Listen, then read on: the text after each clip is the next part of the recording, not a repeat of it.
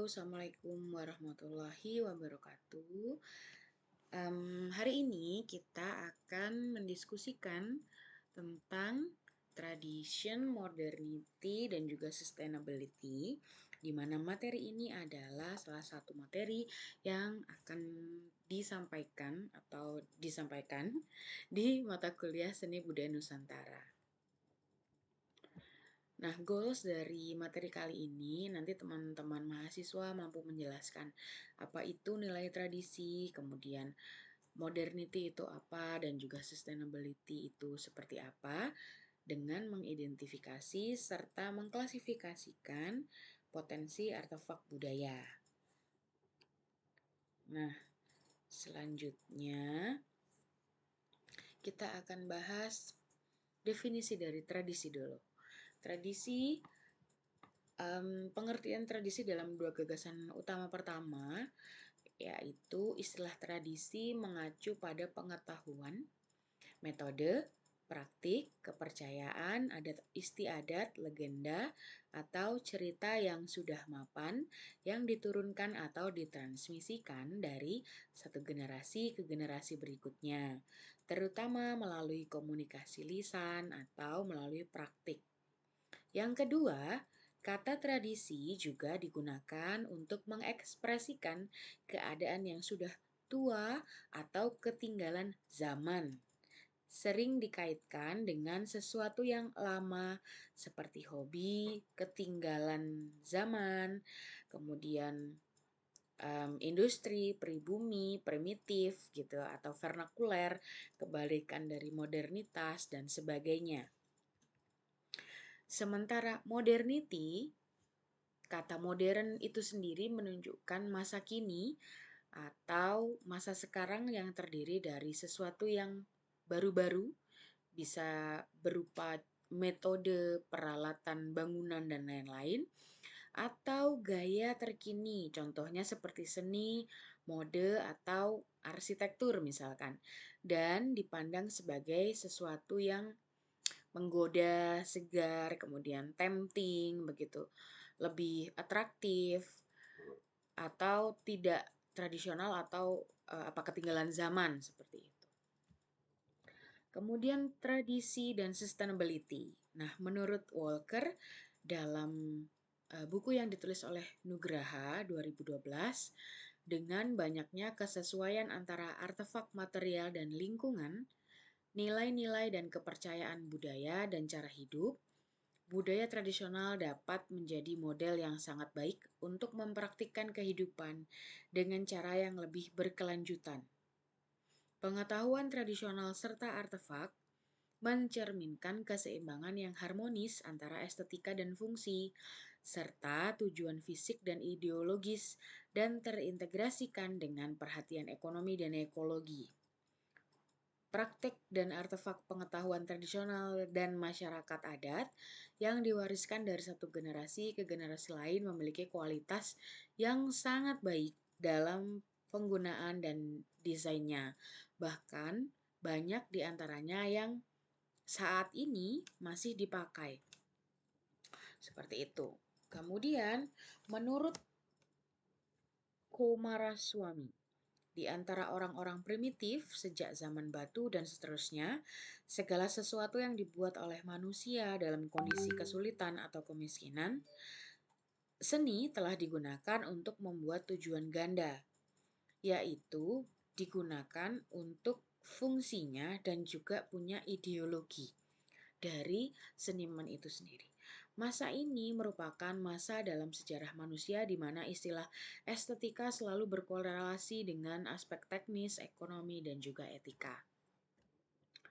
Kemudian, bagaimana orang dapat belajar banyak hal dari kearifan artefak tradisional dan vernakuler dalam diskusinya tentang arsitektur vernakuler?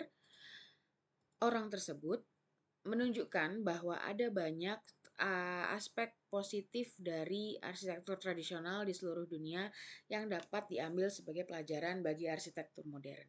Nah, di slides ini teman-teman ada salah satu foto dari tokoh yang sangat berperan di dunia desain dan arsitektur, dan seni begitu ya. Beliau ini adalah Victor Papanek. Teman-teman kalau searching di Google silahkan. Nah, salah satu hal yang dikemukakan secara getol oleh beliau ini adalah belajar dari hal-hal yang lampau untuk survive di masa kini hingga masa mendatang. Contohnya adalah bangunan vernakuler. Kalau kita ketahui, bangunan vernakuler ini kan sebenarnya uh, uh, mengacu pada bangunan arsitektur yang dibuat oleh kakek nenek moyang kita, bahkan kakek nenek buyut kita gitu ya. Beliau-beliau membuat bangunan arsitektur ini based on apa yang terjadi di lingkungan mereka sendiri. Jadi misalkan kita sekarang ada di Indonesia, di mana Indonesia itu punya iklim tropis dan juga punya kelembapan dengan kadar tertentu, angin, curah hujan, panas matahari dengan kadar tertentu yang dipelajari oleh kakek nenek buyut kita zaman dahulu. Kemudian beliau-beliau meresepkan, merumuskan, oh bangunan arsitektur seperti ini nih yang ideal untuk iklim tropis misalnya seperti itu.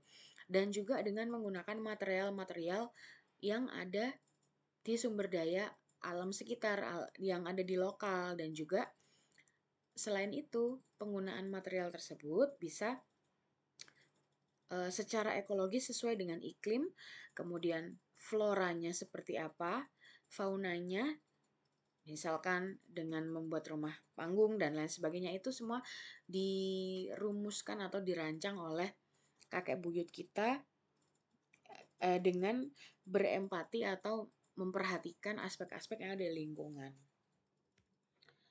Sehingga itulah kenapa menurut Victor Papanek elegan artifacts itu adalah adalah hasil atau produk yang merumuskannya itu dengan cara memikirkan banyak aspek, banyak hal. Jadi sangat bijak sekali, sangat memperhatikan unsur lingkungan, kemudian sustainability-nya, kemudian skill dari craftsmanship-nya, kemudian kualitasnya, dan juga banyak hal lainnya yang dipikirkan, sehingga itulah yang disebut dengan artefak yang elegan. Karena yaitu tadi, proses berpikirnya itu panjang dan banyak hal yang dipertimbangkan untuk menghasilkan sebuah artefak ini. Nggak serta-merta bikin rumah ya sudah dibikin rumah bentuknya segitiga atau bentuknya apa, bulat, atau bentuknya seperti di teman-teman kalau dulu pernah menggambar saat SD, mungkin rumah itu atapnya bentuk segitiga, kemudian bagian dindingnya itu berbentuk persegi. Nggak serta-merta cuma itu saja gitu ya. Ada hal lain yang perlu dipertimbangkan untuk menghasilkan sebuah gagasan seperti itu. Kemudian menurut Ibu Dwini Talarasati dalam disertasinya mengenai perumahan berkelanjutan di Indonesia, beliau ini mengemukakan bahwa rumah bambu tradisional yang telah digunakan selama berabad-abad itu merupakan salah satu alternatif terbaik untuk perumahan berkelanjutan di daerah tropis, karena kita ini di daerah tropis gitu ya. Hal ini menunjukkan bahwa rumah kayu dan bambu tradisional telah terbukti mampu bertahan terhadap gempa bumi dibandingkan dengan berbagai jenis rumah beton. Sehingga penting nih bagi kita semua masyarakat untuk mengembangkan apa yang dipunyai, potensi-potensi apa yang kita punyai di lingkungan sekitar rumah kita. Misalkan kalau Indonesia ini banyak tanaman bambu, kemudian banyak rotan, ya sudah kita mengupayakan sumber daya alam tersebut untuk kita buat menjadi entah itu furnitur atau entah itu bahan baku pembuat rumah dan lain sebagainya. Karena tanaman tersebut nih, misalkan kita ambil contoh bambu dan rotan ini, kalau tanaman ini bisa tumbuh dan survive di Indonesia, berarti tanaman ini sudah tahan terhadap cuaca maupun alam yang ada di Indonesia, di mana kita tinggal gitu. Jadi kita belajar dari alamnya, bukan alam yang menyesuaikan kita. Kemudian ada yang ada yang lebih penting juga, sama pentingnya dengan definisi dari tradisi, modernity, dan juga sustainability, itu adalah value-nya, value of perceiving tradition. Ada 4 poin utama. Mungkin kalau teman-teman punya poin tambahan nanti silahkan ditambahkan. Tapi 4 hal ini adalah hal yang umum dan sudah diklasifikasikan atau dikelompokkan supaya dapat mencakup beberapa value lainnya seperti itu. Yang pertama adalah dengan cara kita melestarikan tradisi, itu kita bisa dengan secara langsung mensupport locality dan maintain diversity. Kemudian imitate and incorporate nature, kemudian preserve tradition knowledge, kemudian juga memperkuat cultural identity. Kita bahas satu persatu. Yang pertama, support locality and maintain diversity. Jadi, kalau kita terlibat dalam upaya pelestarian tradisi, kita itu juga secara langsung mensupport apa yang kita punyai di lingkungan sekitar kita. Dan juga kita punya perbedaan, apa yang membedakan kita dengan ya rekan-rekan kita atau teman-teman kita, saudara-saudara kita yang ada di luar negeri. Kalau di Indonesia kita punya ini, kalau di luar negeri kalian punya apa. Nah, itu adalah value yang bisa kita punyain kalau kita support locality. Kemudian berikutnya adalah imitate dan incorporate nature. Kita belajar dari alam. Bagaimana cara belajar dari alam? Maka dari itu kita harus mengimitasi atau kita tuh meniru alam tuh seperti apa. Manusia harus hidup selaras dengan alam. Banyak pelajaran dari tatanan dan prinsip alam yang bermanfaat bagi kehidupan manusia. Kemudian melestarikan tradisi adalah hal yang penting karena sebagian besar praktik tradisional seringkali mencerminkan hubungan yang harmonis dengan alam. Selain itu, banyak juga seni dan artefak tradisional yang merupakan hasil dari meniru apa yang ada di alam, dan itu baik dan itu harus dilestarikan. Kemudian berikutnya adalah melestarikan pengetahuan tradisi. Jadi teman-teman di sini contohnya kalau kita lihat di slides adalah tradisi membatik begitu ya. Kalau teman-teman tahu kita kan Indonesia salah satu maskot yang kita punya itu adalah batik gitu kan. Melestarikan pengetahuan tentang bagaimana cara membatik itu juga kita support locality dan turut andil dalam upaya pelestarian tradisi. Nah, selanjutnya adalah memperkuat identitas budaya. Tentu saja hal ini juga merupakan value yang bisa kita dapatkan dari upaya-upaya melestarikan tradisi. Identitas dan keberagaman merupakan dua aspek dalam satu budaya yang nggak bisa dipisahkan satu sama lain. Secara tradisional, semua jenis makanan akan mencerminkan sumber daya alam setempat, kondisi iklim, dan juga budaya masyarakat. Di banyak masyarakat, makanan juga telah menjadi alat untuk mengekspresikan nilai-nilai sosial dan budaya. Kemudian identitas manusia adalah apa yang mereka makan. Tanpa identitas, semua budaya dan masyarakat tidak akan memiliki jiwa. Di contoh ini misalkan, teman-teman kalau tahu ini adalah klepon gitu ya, salah satu makanan tradisional jajanan pasar yang ada di Jawa Timur.